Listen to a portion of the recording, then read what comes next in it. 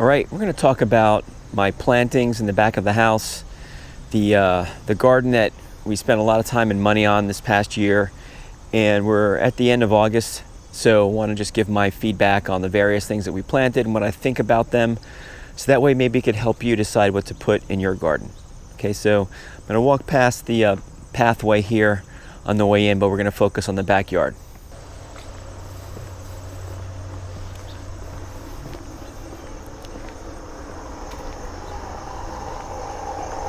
This is a gold dust acuba, which is a really cool looking tree with something growing on it. I don't know what that is. Maybe it fell from the tree above here. A very noisy radon fan with a vine that didn't do so well this year. But check out these ornamental grasses that are now blooming on the side of the landing and the stairs here, which is really nice.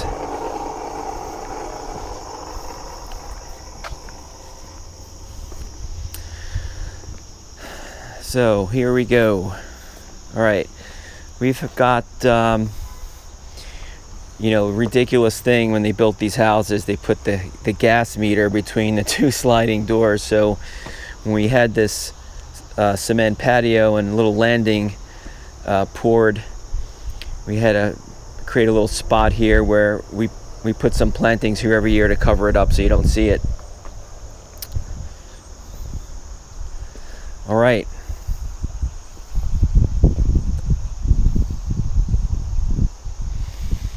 So there's a lot going on, and this whole area was just a wasteland of clay and weeds, and total transformation this year. I'm going to show you what we've got going on. So starting from the back, I guess, going forward, we put a clematis to climb the gutter here, and you see a couple flowers. And what we did was we took a little piece of chicken wire and got a matching spray paint and sprayed it the same color as the downspout, and you can't really see it from back here, and it did a great job of climbing up here. Okay, we've got coneflower in the back right there, boxwoods flanking here, and also back here some boxwoods. Just growing back here, because this thing didn't do so well in the beginning and now it's coming back, is bee balm, and I'm going to show you a bigger bee balm in just a few minutes. More coneflowers. We've got salvia, and we've got I'm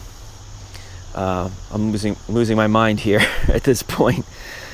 Sages, right? All this stuff is mixed in. I'm confused now as to which one was which. They're all fairly similar, and then some of these need to be trimmed and pruned back. I've got some videos on how to do that, so that way it continues to produce more flowers throughout the fall too. Okay, and this is an aster, and we should be seeing blue flowers on here, and we're not. And we saw them in the beginning, and I'm trying to figure out why we're not seeing them now. And it's possible that it's just too crowded and they don't have enough airflow. So I thinned it out about a week or so ago, and hoping that we're going to see something come back. So this is another coneflower. They come in various colors, so you can see we've got different colors mixed in. This is a yarrow, and this will be yellow flowers. It's already flowered. We cut it back, and we're hoping more will come up. Another coneflower. I really forget what the heck this thing is, but it looks cool. And this is alyssum, which was great, and I'm going to show you some more in a minute. This really filled in, really does a great job at borders in between rocks, and really happy. It's flowered the entire summer, all spring and summer. Okay, so I'm going to come back around this way and work my way around to the other side. So I went crazy with the salvia. This is Salvia amistad. These guys here, you're going to see so much of it on this video. And also went a little nuts with butterfly bushes. All these things are great here. They're perennials, They attract pollinators. We see hummingbirds out here all the time, of course, all the butterflies, and a lot of the small, fast ones that have these unique colors. And you might be able to see some here. There's one right there. You may not have caught it on camera, but little bees, big bees, everything going on here. These things grow, and I did a video also on how to prune these things to keep the flowers coming. More salvia, butterfly bush, salvia, a different butterfly bush, a mini one that has blue instead of purple, and we've got a couple of random sunflowers that are now popping up because the chipmunks are burying sunflower seeds that we're feeding them. More of the same bush, and this one is not doing so well right now. As of the last week, we're starting to see this thing wilt, and I'm not sure what's going on. Hopefully it's not fatal, but we'll see what happens if it returns next year. All right, now back to this spot. We've got a little box with some herbs that we use with dinner every night, but I went also a little crazy with the black-eyed Susans, and now you're seeing they're at their end of their life. I don't have any more coming up down in here, maybe just a little bit, but all the way around the back, black-eyed Susans. I'm going to get there in a minute. They're just about at the end. I'm going to let most of these things go to seed and drop so I can have more coming. Okay, again, more of that salvia. You can see how thick and lush it can get, really filled in where we used to have weeds. And catmint, the catmint's really filling in. I'm gonna have to thin that out as well. And more of the alyssum, and this is, I think it's pronounced ageratum. Hopefully I pronounced it right. Love this stuff too. It's doing the same thing. It's filling in and flowering the entire season and just grows. It's great. I'm going to be putting both of these things in the front of the house next spring. More yarrow in the back that I had to cut back because they had grown really tall, yellow, and then they were getting spent. So I cut them back, and hoping that we're going to have some more come up here before the fall ends.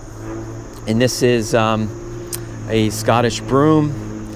And early in the season, you get a lot of yellow flower petals. They look great, and then they drop. And then this is what it looks like for the remainder of the time. So we got the leaves coming back, but at this point it has not rebloomed yet. So same thing all the way across here with the black-eyed Susans. Now over here we got a different black-eyed Susan. This was called the Dakota. Look at the color of this one versus the regular black-eyed Susan. Love this color. This thing was really full this year. There's a few more coming in. Maybe, I'm not sure how many more we'll get, but got to trim some of this back. Okay, and love that one. And I've saved some of the seeds because I want to spread this around the rest of the property to get that color, because there's multiple colors. This is a blanket flower. This has done really well. I think I still have the little card. Yeah. Arizona Red Shades blanket flower. So this one did extremely well. It's still doing well. I got to cut some of these off that are done, spent, but I got more coming up. This thing is just flowered all season. Okay, now let's go back. Didn't wind up my hose. Another one of those random seeds that's producing this giant sunflower. Catmint, just filling in the whole area back here, which I'm happy about because this was like with the hose and the electronics and all that. Coneflower, more sage and white salvia, more of that ageratum. You can see how it looks on the edge, just doing a great job. This was the original and first butterfly bush. Here, another coneflower in the back, and some black-eyed Susans coming up. And check out this clematis. So this one had produced the big white flowers first in the spring, and now the thing grew up to the gutter. I had to circle it back down. It's coming down here all the way across the fence, and all these little flowers were, maybe these are seeds for them, I'm not even quite sure, but there's hundreds of them now on here. So this is another bee balm that I was talking about, and they're going to be in various colors, and right now these are spent and there's more coming up behind it. I think I have some bee balm, I may have a colored one as we move down here, but I have way more on the other side of the fence if I were able to show you the colors. But again, attracting pollinators, gets really full, really a great plant. And we've got more black-eyed Susans growing here. You can see them down here. Salvia, another black-eyed Susan is what that is, and more of them growing. So I had spread some seeds about a month and a half ago, and they're all coming up, and I think that's what I want to do, is to keep a rotation of them, so that way we don't have what we have over there, which is they're all spent and there's nothing else coming up behind it. I want to have them staggered, so that way there's always flowers. And this in front here is a phlox, and so this was pink phlox in the spring. This is going to have pink flowers. I got them all the way down here, and here is another bee balm, and here's a little bit what's left of the flower on this one, but there's more that will be coming in the next coming weeks. More salvia and sage, more salt, and we got down here even we've got black-eyed Susans growing back here, coneflower, and we've got 3, I think, Miss Kim lilacs. I forget what these two are.